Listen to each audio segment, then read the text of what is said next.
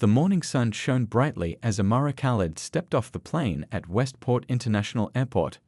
At 24 years old, with her dark hair pulled back in a neat ponytail and her eyes wide with excitement, she represented the best of Dubai's young scholars. This wasn't just any trip abroad. This was the beginning of her dream to complete her doctoral research in international law. Growing up as the daughter of a well-known businessman in Dubai, Amara had always lived a comfortable life. Her father's success meant she never lacked for anything, but it also meant she rarely experienced true independence. The gleaming skyscrapers and luxurious malls of Dubai had been her playground, but she had always yearned for something more, a chance to prove herself on her own terms, away from her family name. "New city, new me," she whispered to herself as she collected her luggage. She had chosen Westport University for its prestigious law program, but also because it was far enough from home that no one would know about her family's wealth and status.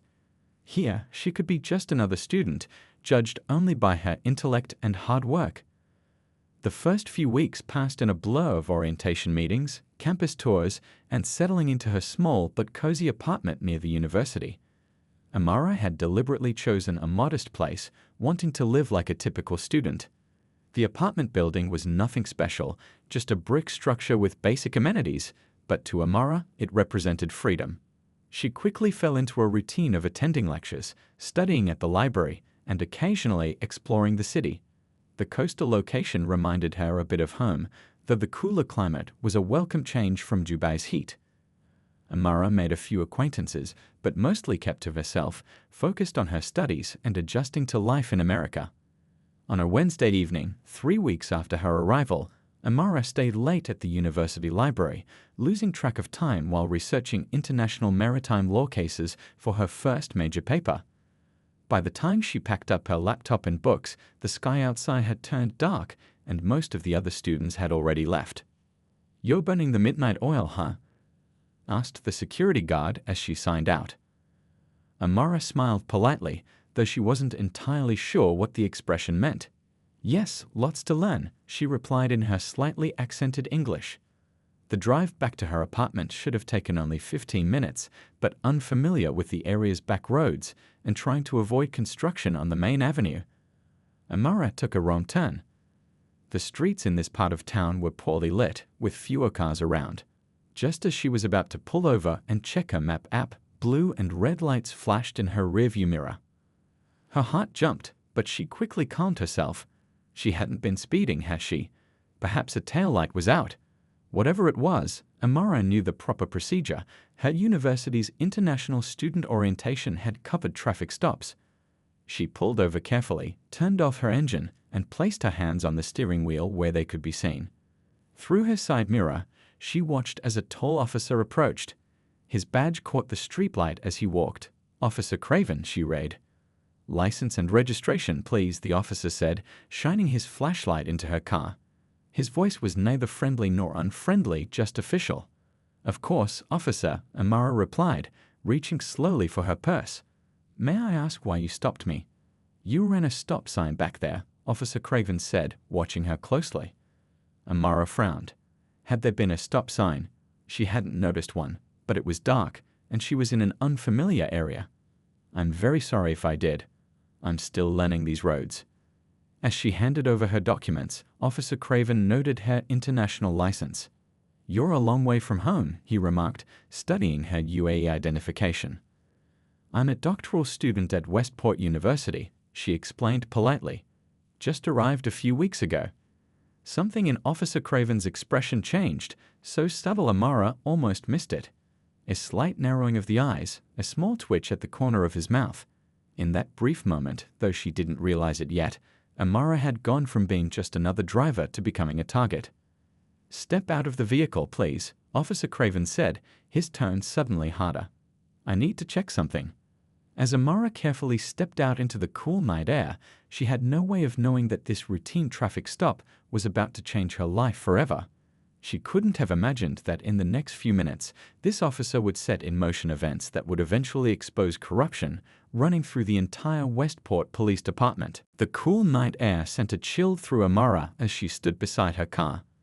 Officer Craven circled her vehicle slowly, his flashlight beam sweeping across the seats and floor. She hugged her arms around herself, watching nervously as he opened the passenger door without asking permission. "Is something wrong, officer?" Amara asked, her voice steady despite her growing unease. Officer Craven didn't answer immediately. He leaned into her car, his upper body disappearing from view for several seconds. When he straightened up, his expression had changed to one of grim satisfaction. "Turn around and place your hands on the hood," he ordered. "What? Why?" Amara's heart began to race. "Just do it," Craven snapped, his hand moving to rest on his holster. Trembling now, Amara did as she was told. The metal hood felt cold beneath her palms. From the corner of her eye, she saw Officer Craven pull something from his pocket. In one quick motion, he reached into her car again, then withdrew holding a small plastic bag containing white powder. Well, what do we have here?" he said loudly, as if performing for an audience that wasn't there. Amara turned her head sharply. "That's not mine. I've never seen that before in my life." "That's what they all say," Craven replied with a smirk. He held the bag up to his flashlight. "Looks like about 20 grams to me." "Please." Amara pleaded. "I don't even know what that is. I'm a student. I've never done drugs." Officer Craven ignored her protests. He pulled her hands behind her back and cuffed her wrists, the metal digging painfully into her skin. Her mind raced frantically, trying to understand what was happening. This couldn't be real. Things like this didn't happen to people like her. Instead of putting her in the back of his patrol car, Craven made a phone call. Amara strained to hear his words, catching only fragments. "Foreign student, Dubai, loaded family, perfect candidate." After hanging up, he turned to her with a smile that never reached his eyes. "Change of plans. We're going to take a little detour." Amara had expected to be taken to the main police station downtown, the one she passed every day on her way to university. Instead, Officer Craven drove for nearly 30 minutes, heading away from the city center toward an industrial area she'd never seen before. They finally stopped at a small brick building with a single police car parked outside. The sign identified it as Westport Police Substation Number 8. Inside, 3 other officers waited. Unlike the busy, well-lit station Amara had imagined, this place felt wrong, dimly lit, with outdated furniture and a layer of dust on filing cabinets. One wall held a corkboard covered with mugshots, mostly of young people with foreign features. A sick feeling grew in her stomach. "Our guest from Dubai has arrived," Craven announced, pushing Amara forward.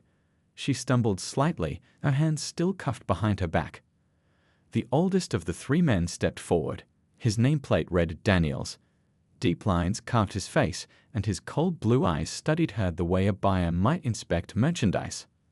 "Miss Khalid," he said, glancing at her ID on the desk. "Quite a problem you've got yourself in." "There's been a mistake," Amara insisted, forcing strength into her voice. "That officer put those drugs in my car. I saw him." The officers exchanged amused glances. The youngest one, Officer Wells, according to his badge, laughed outright. "Cameras don't lie, sweetheart," he said, holding up a digital camera. He flipped through several photos, then showed her the screen. Amara gasped.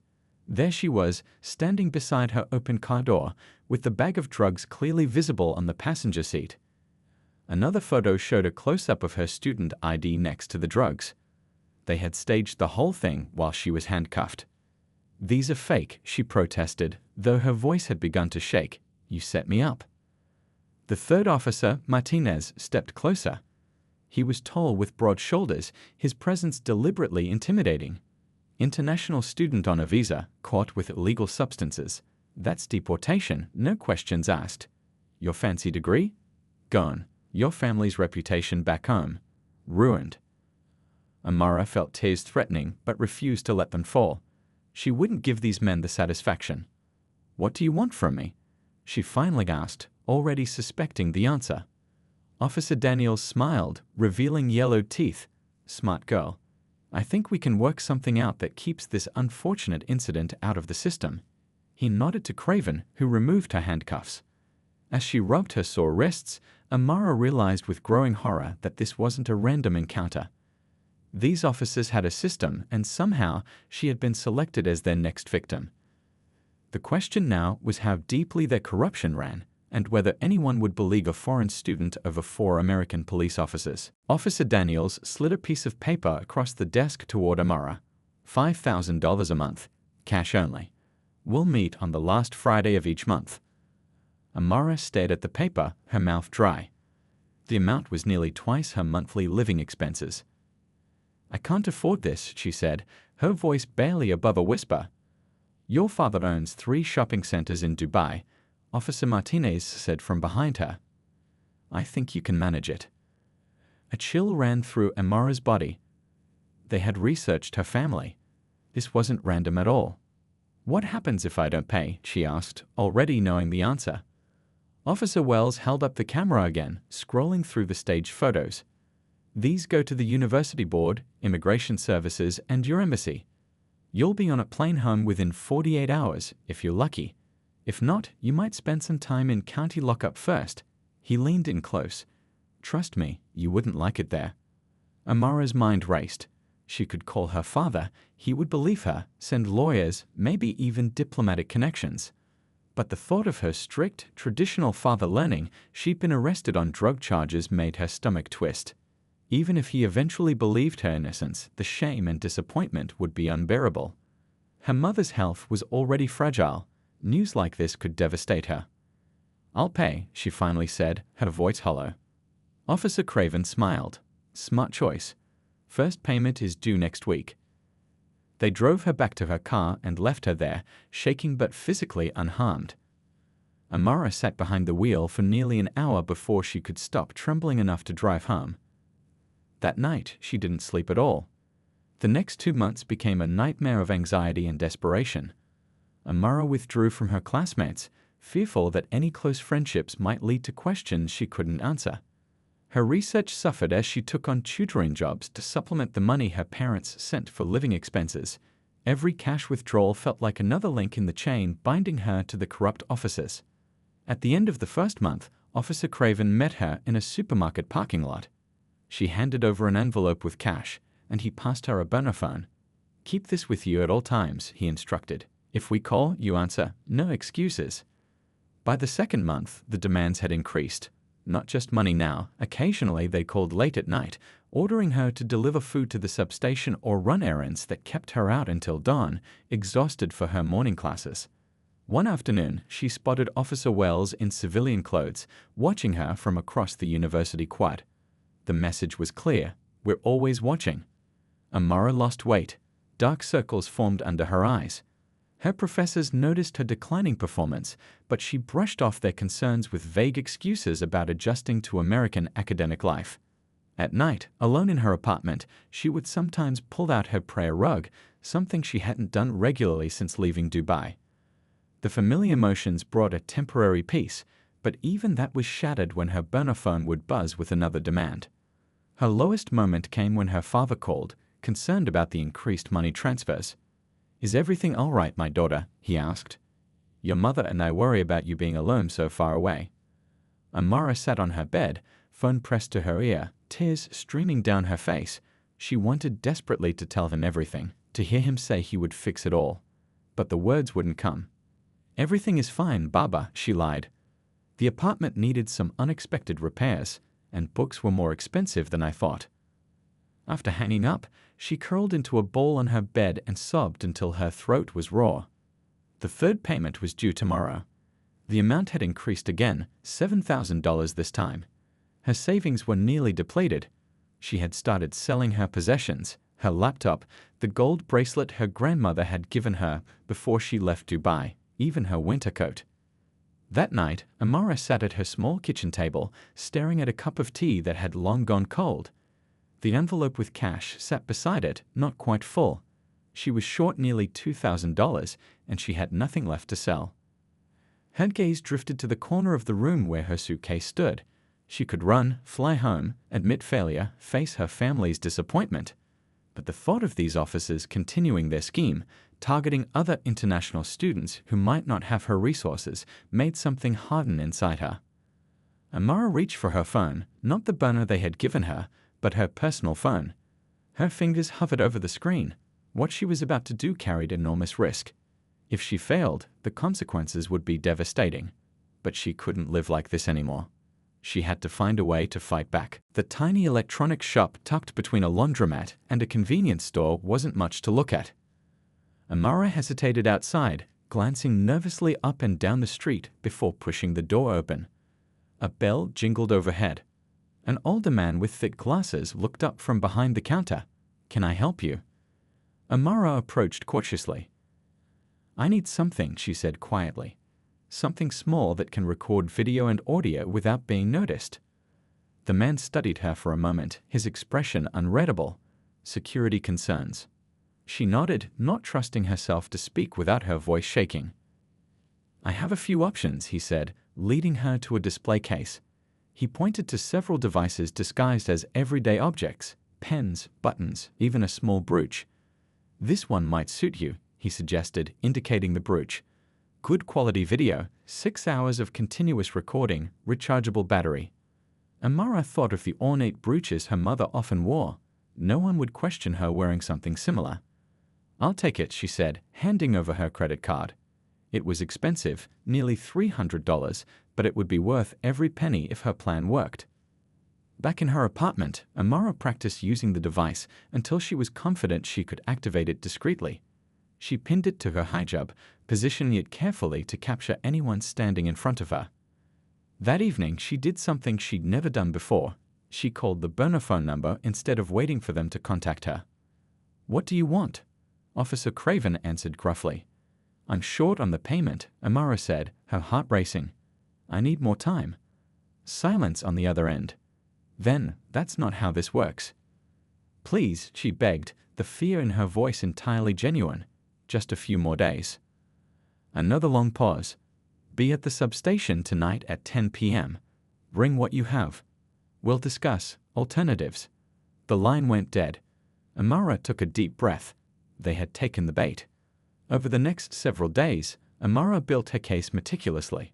She recorded every interaction with the officers. She documented dates, times, amounts paid. She even managed to snap photos of their unmarked cars and license plates. Each piece of evidence was saved to a secure cloud account she'd created using a fake name. During one particularly tense meeting, Officer Daniels had grown impatient with her delayed payments. "Maybe we need a different arrangement," he suggested, his voice sickly sweet as he ran a finger down her arm. Amara had jerked away, her skin crawling. "I just need more time to get the money." "Time costs extra," Wells had chimed in. "And we're not very patient people."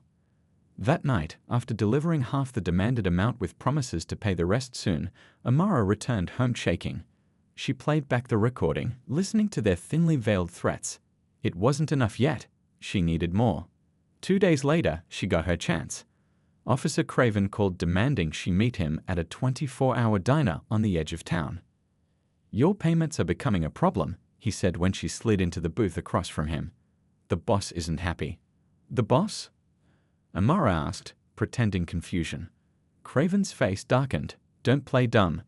Chief Logan expects his cut on time, every time. When you're late, I'm late, and that's bad for everyone." Amara's heart raced. The police chief was involved. She'd suspected the corruption went higher, but confirmation was another matter entirely. "I'm doing my best," she said, eyes downcast as her hand drifted to her brooch, ensuring it was recording. As she left the diner, Amara noticed a young Asian woman being pulled over by a patrol car just down the block. The officers approaching her car were Martinez and Wells. A sick feeling settled in Amara's stomach. Another victim. That was the breaking point. The next morning, looking at her haggard reflection in the bathroom mirror, Amara made her decision. These men wouldn't stop with her. How many others had they targeted? How many more would they hurt if she remained silent? The threats against her family had escalated too. During their last encounter, Officer Daniels had mentioned her father by name, suggesting that bad things happen all the time in Dubai shopping malls. Her hands trembled as she picked up her phone, not the burner phone they'd given her, but her personal one. She scrolled through her contacts until she found the number her father had made her save before she left home. For emergencies only, he had told her, his face serious. My friend at the embassy. He will help if you are ever in real trouble. Amara had never imagined she would need it, but now her finger hovered over the contact. Khalil Al-Marzuki, Deputy Consul. If she made this call, there would be no turning back. Everything would change. For better or worse, she would no longer be fighting alone. Taking a deep breath, Amara pressed the call button. The phone rang 3 times before a deep voice answered. Khalil Al-Marzuki speaking. Amara's throat tightened. Sir, my name is Amara Khalid. My father, Faisal Khalid, gave me your number for emergencies. Her voice trembled slightly. I need help. There was a brief pause. Faisal's daughter. Of course. Are you hurt? No, not physically, she said, the words tumbling out faster now.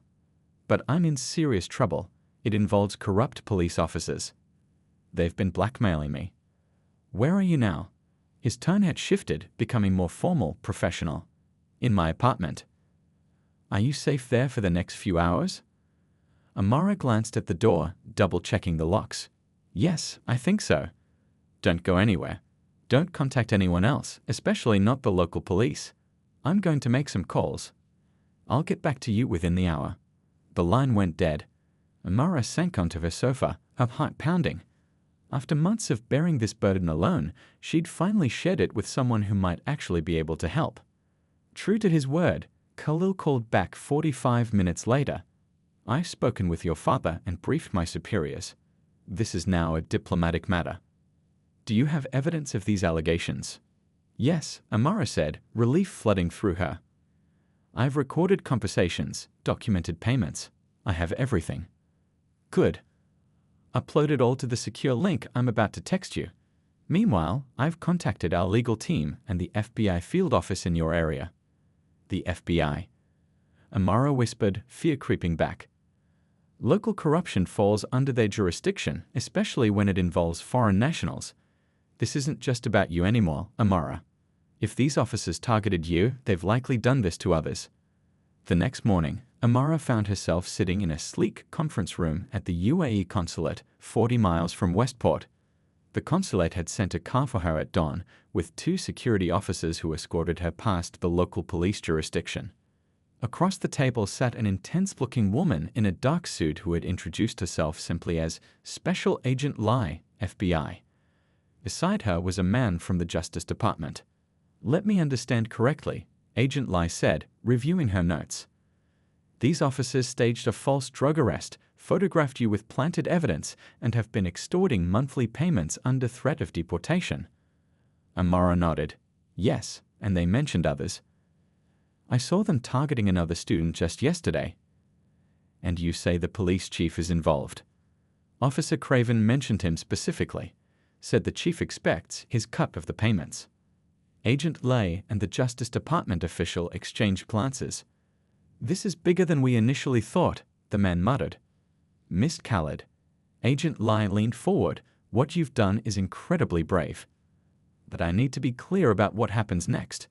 We'll investigate thoroughly, but these are serious accusations against law enforcement officers. It could get complicated and potentially dangerous. Khalil, who had been sitting quietly beside Amara, spoke up. The UAE government considers Miss Khalid under our protection now. We expect full cooperation from American authorities in addressing this corruption and ensuring her safety. Agent Lilly nodded respectfully. Understood. We take allegations against law enforcement very seriously, especially when they target foreign nationals. For the next 6 hours, Amara went through her evidence piece by piece. She played recordings, showed payment records, and identified each officer involved. As the day progressed, more FBI agents arrived, taking notes and making calls. What happens now? Amara asked finally, exhausted from reliving the entire ordeal. Now, Agent Lai said, closing her folder, we build our case. Starting tonight, you'll be moved to a secure location outside Westport. These officers won't know you've reported them until we're ready to move. How long will that take? Corruption investigations are delicate, especially when they potentially involve a police chief. We need to be methodical. Days, maybe weeks. But I promise you, Miss Khalid, these men will face justice. As Amara was led to a waiting car with tinted windows, she noticed several black SUVs pulling into the consulate parking lot. Men and women in suits exited, carrying equipment cases. Khalil walked her to the car. "Your father sends his love," he said quietly. "He wanted to fly here immediately, but I convinced him you're safer with minimal connections to identify you right now." Amara nodded, suddenly feeling very young and very far from home. "What if they don't believe me? It's my word against theirs." Khalil smiled for the first time since she'd met him. "It's not just your word, Amara. It's your evidence against their corruption. And now you have the weight of two governments behind you." He squeezed her hand. "You're not alone anymore." As the car pulled away, Amara watched the consulate shrink in the rearview mirror. What had started with one frightened girl making a desperate phone call had escalated into an international incident and federal investigation. There was no going back now. The safe house was a modest two-bedroom apartment in a quiet building 2 towns over from Westport. Plain furniture, beige walls, and windows with blinds that stayed closed. For Amara, it became home for the next 18 days. Agent Lee visited regularly, bringing updates on the investigation. Sometimes she was joined by other agents who asked Amara to go over her story again, looking for details she might have forgotten. "We've been watching them," Agent Lee told her on day 5. "You were right about everything. We've identified at least 7 other victims currently being extorted." "Have you approached any of them?" Amara asked. "Not yet. We need to build the complete picture first. These cases are delicate. Many victims fear deportation or worse if they speak up." On day 9, Agent Lee arrived looking more animated than usual. "We've got something big," she said, setting her laptop on the coffee table. One of our tech specialists found a pattern in the department's evidence logging system. She opened a spreadsheet showing hundreds of entries. "See these cases? All drug possession charges against foreign nationals or visitors. All processed by the same handful of officers. All mysteriously dismissed before reaching court." "They were doing this to others before me," Amara said quietly. "For years," Agent Lee confirmed. "But they got greedy, started targeting wealthier victims, demanding larger payments. That's when mistakes began happening." The investigation expanded rapidly after that discovery. FBI forensic accountants traced suspicious deposits into offshore accounts linked to Chief Logan and his inner circle. Electronic surveillance captured the officers discussing their scheme, mentioning other victims by name, and even planning future targets. On day 12, Amara received her first visitor besides the FBI agents, a prosecutor from the Department of Justice. The woman, with silver-streaked hair and kind eyes behind serious glasses, explained what would happen next. "We'll need your testimony, but we can protect your identity in court. Given the international dimensions and the involvement of diplomatic personnel, this case has received authorization at the highest levels." Amara nodded, still struggling to believe how far things had gone. "Will I have to face them?" "The officers?" "Eventually, yes, but we'll have measures in place to make that as comfortable as possible for you." On day 15, the pace suddenly accelerated. Agent Lee arrived early in the morning, accompanied by 3 other agents. "It's happening tonight," she announced. "We've received final authorization for the operation." "What operation?" Amara asked, setting down her tea. "The arrests, all of them, simultaneously. The 4 officers who targeted you, Chief Logan, and 22 others involved in the scheme." That evening, Amara sat with Agent Lee in a secured room at the FBI field office, watching a wall of monitors displaying surveillance feeds. Each screen showed a different location: homes, the police station, even a restaurant where several officers were having dinner. "Ready?" Agent Lee asked, checking her watch. At exactly 11:00 p.m., the radios crackled to life. "All teams, execute." Amara watched in stunned silence as the coordinated raids unfolded across multiple locations. FBI teams in tactical gear approached houses. Lights flashed as sirens wailed. On one screen, she saw Officer Craven being led from his home in handcuffs, still wearing pajama pants. Another showed Chief Logan, his face a mask of rage, being escorted from the station. 27 arrests in total, Agent Lee reported after the last team had checked in. No injuries, no incidents. The next morning, the story broke across national news.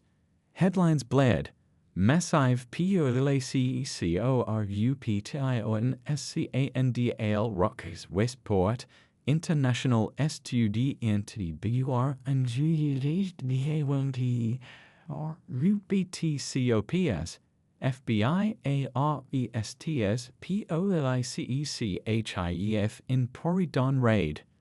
Reporters clamored for interviews with the Dubai whistleblower who had exposed the corruption, but the FBI kept Amara's identity protected. Watching the coverage from her safe house, she felt strangely detached, as if watching a movie about someone else's life. "What happens to all the other victims?" she asked Agent Lai later that day. "The ones still paying the money, not knowing the officers have been arrested." "We're reaching out to each one individually," Lai explained. "Many are terrified, convinced this is some kind of trap. But we're working with immigration services to ensure none of them face deportation for coming forward." That night, Amara received a video call from her parents. Her father's face filled the screen, eyes shining with a mix of worry and pride. "My brave daughter," he said softly. "When I gave you that embassy contact, I never imagined you would need it like this." Her mother pushed into view, tears streaming down her face. "Are you coming home now? Please say you are coming home." Amara touched the screen gently. "Not yet, Mama. There's still more to do here." The investigation had revealed something far larger and more sinister than anyone had initially suspected. What had begun with Amara's single phone call was about to expose decades of systemic corruption that reached far beyond Westport's police department. 3 months had passed since the night of the arrests. The federal courthouse buzzed with activity as Amara adjusted the light blue scarf covering her hair. Today was the day she would finally face her tormentors.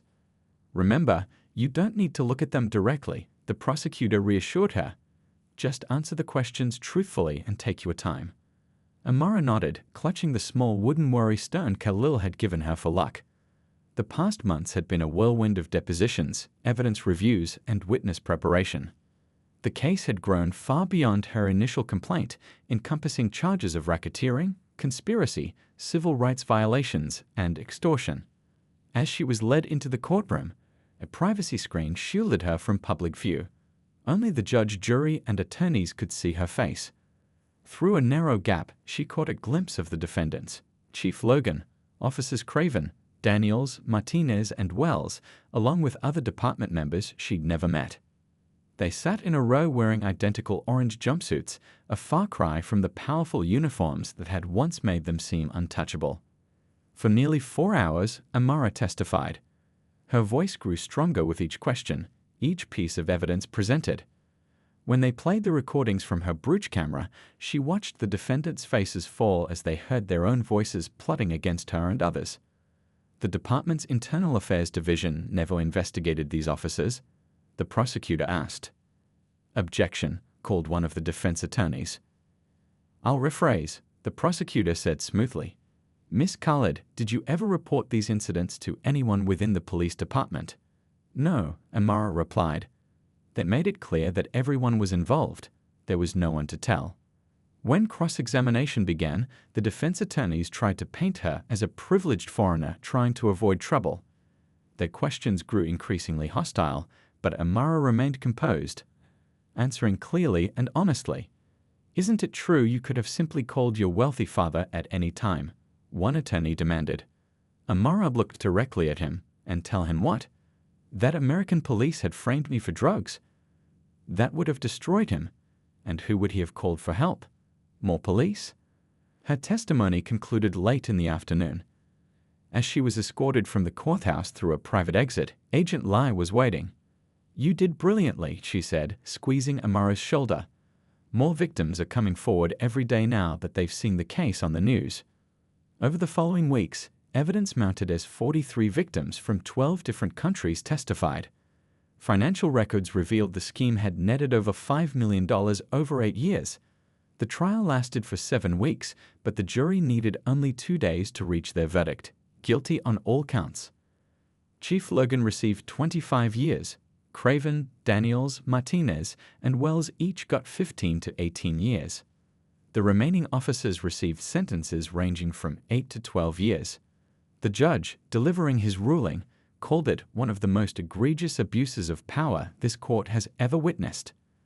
6 months after the verdicts, Amara stood at the podium of Westport University's Grand Hall, delivering her doctoral dissertation defense. Her research had shifted focus, examining legal protections for international students and immigrants facing law enforcement corruption. The panel of professors listened intently, occasionally nodding as she presented her findings and recommendations. When she finished, the applause was immediate. Her advisor, beaming with pride, announced, "Congratulations, Dr. Khaled.